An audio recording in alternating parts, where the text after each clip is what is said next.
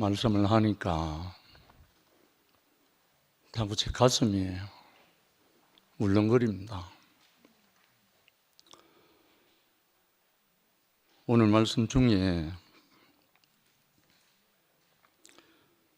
에베소서 4장 7절로 나오는 말씀 보면 우리가 각 사람에게 그리스도의 선물의 분량대로 은혜를 주셨나니 그러므로 이르기를 그가 위로 올라가실 때에 사로잡혔던 자들을 사로잡으시고 사람들에게 선물을 주셨다 하였도다. 사로잡혔다는 말이 굴복당한 거잖아요. 사람들은 선악과가 들어간 사람 치고 굴복당하는 걸 제일 싫어합니다. 그렇거든요, 사실.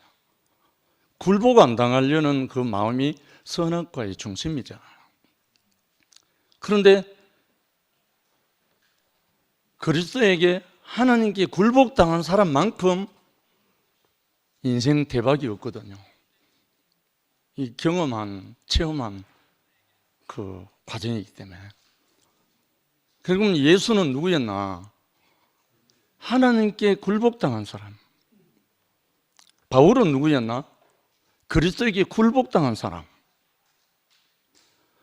굴복당한 사람만큼 아름다운 사람이 없다는 거죠.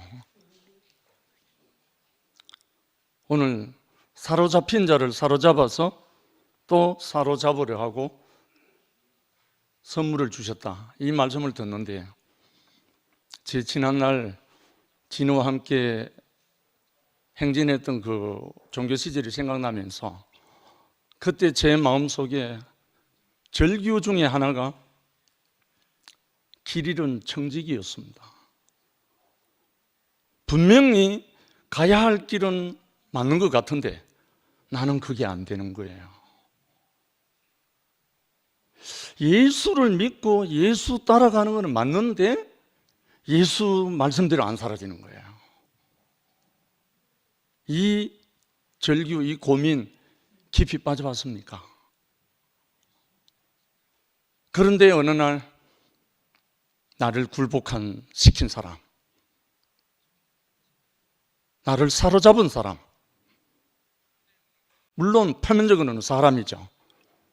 그런데 나를 사로잡은 그분은 그리스도요, 하나님의 성령이었단 말입니다.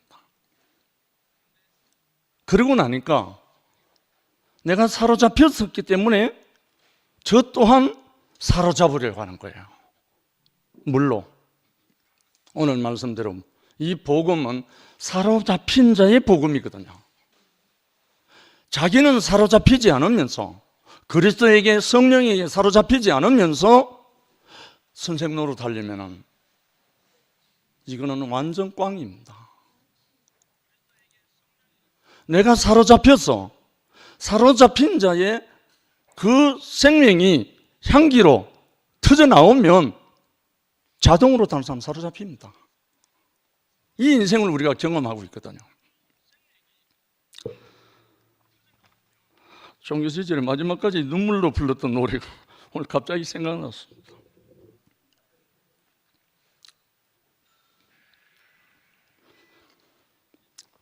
내가 너를 믿고 맡긴 사명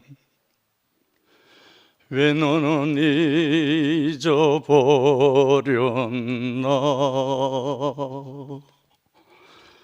나를 따르리라 하던 약속 너는 왜 잊어버렸나?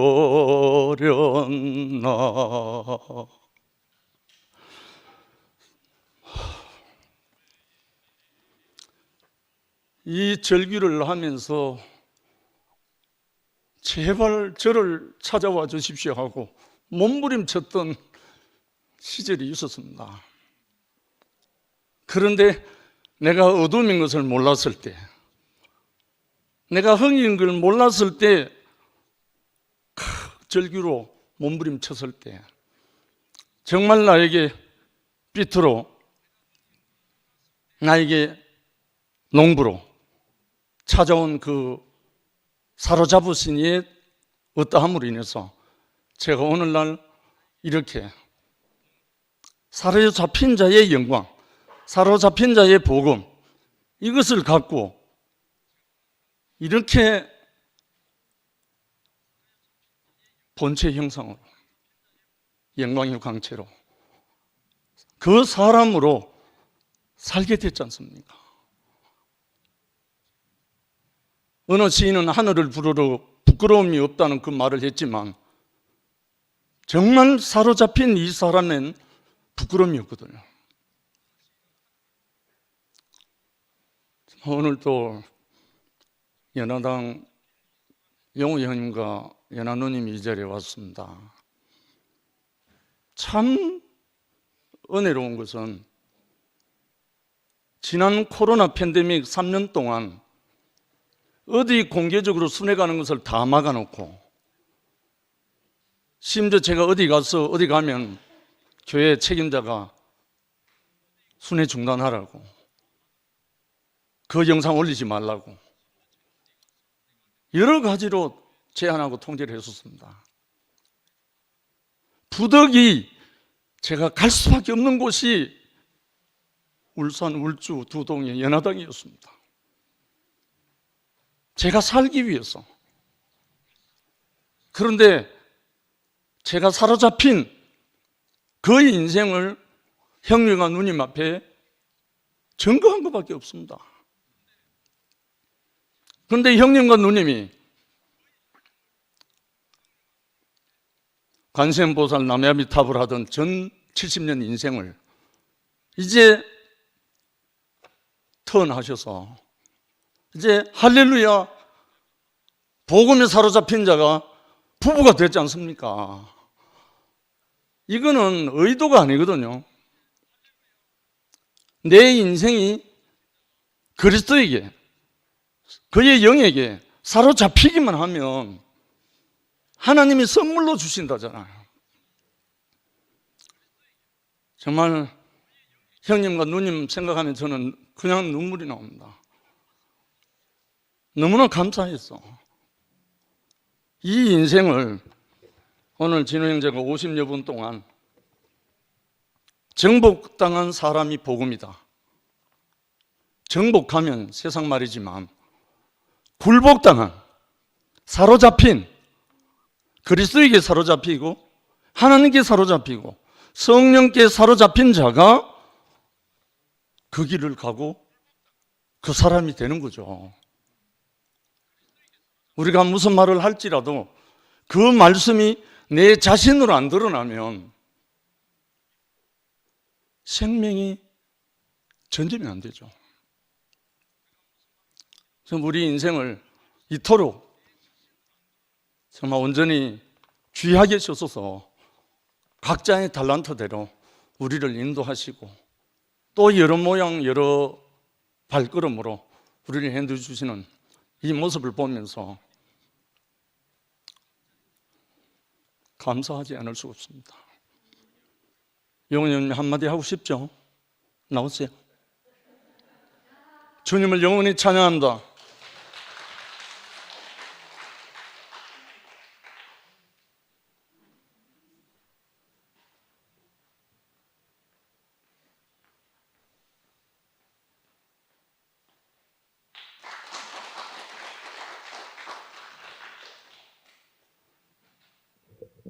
여러분들의 그 귀한 시간을 제가 멀리서 와가지고 뺏는다는 게 참 죄송합니다만, 제가 할 말이 조금 생겼어요. 제가 여기 와서 우리 자매가 가능하면 말 줄이라 그랬지만 조금 할 말이 생겼어요. 그 말을 여기 와서 말을 안 해야지, 그냥 목례 인사만 하고 가야지 생각했는데,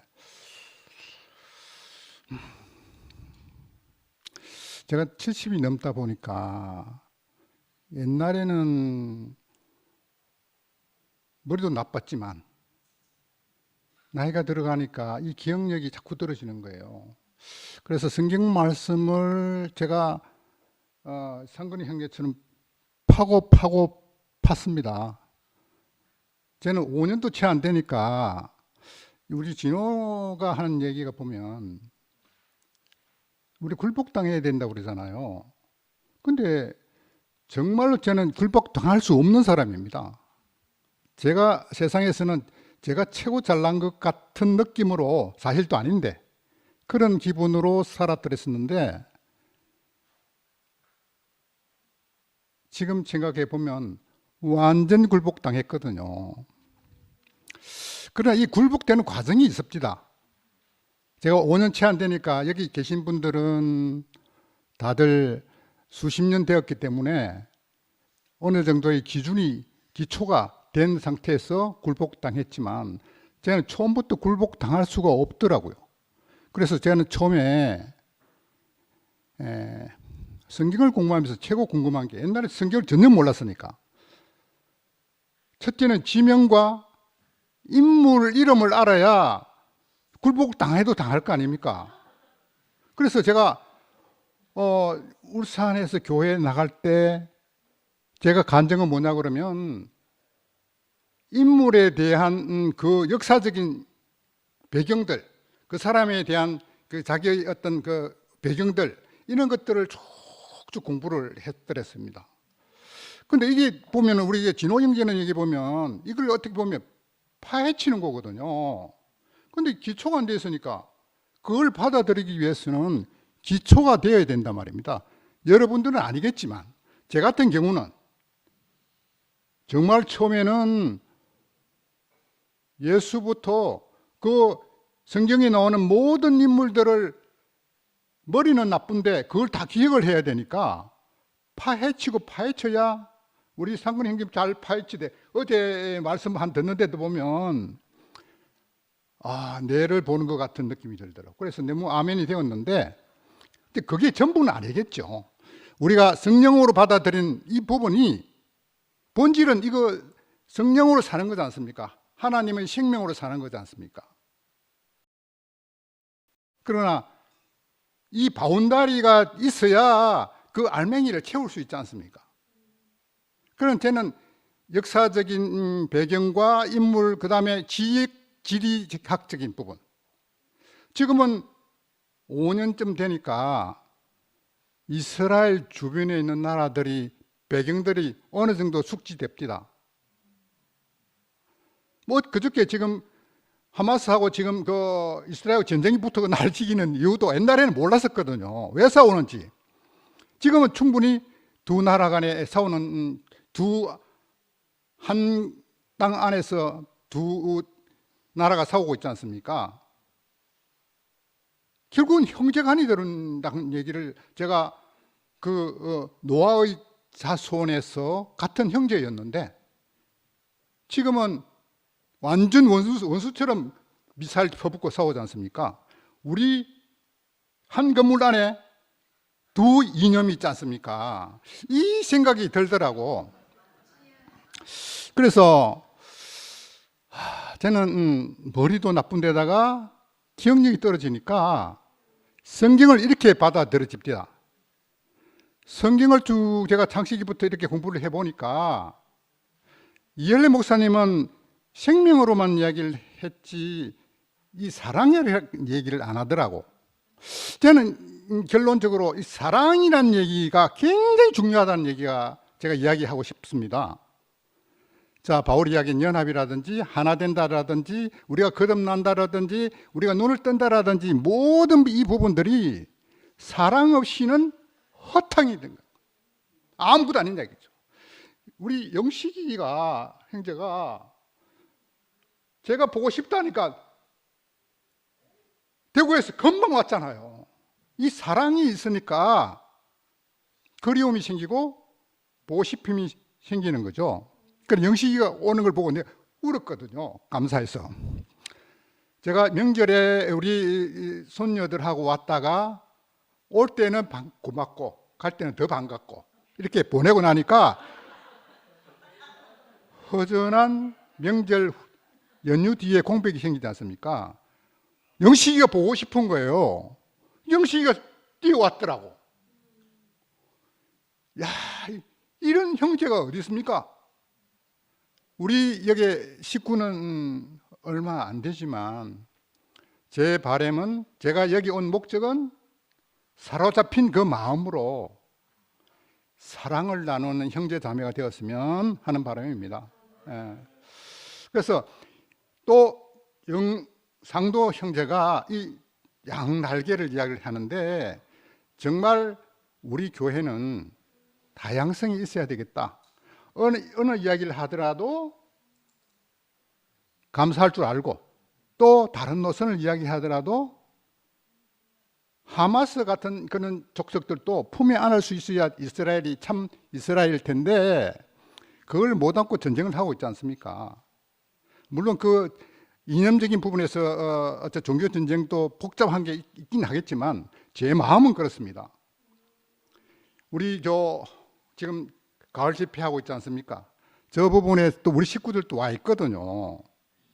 그런 부분들도 사랑으로, 정말 붙잡힌 자로서, 사로잡힌 자로서 감사할 수 있는 사랑으로, 그냥 말로만 입으로 사랑하는 것이 아니라 가슴으로 사랑할 수 있는, 내가 하트란 걸 너무나 절실하게 느끼는 부분이, 조금 더 이야기하면 김천 목사님이 머리에서는 그게 있으나 가슴으로 안 왔는다 하는 신문의 이야기 있지 않습니까? 그 얘기가 저도 너무나 감사함으로 오더라고. 자, 기억은 이거 어떤 지식이라고 본다면 가슴으로 이 사랑으로 안는다면 우리 교회가 무궁무진하게 발전해 나갈 수 있겠나.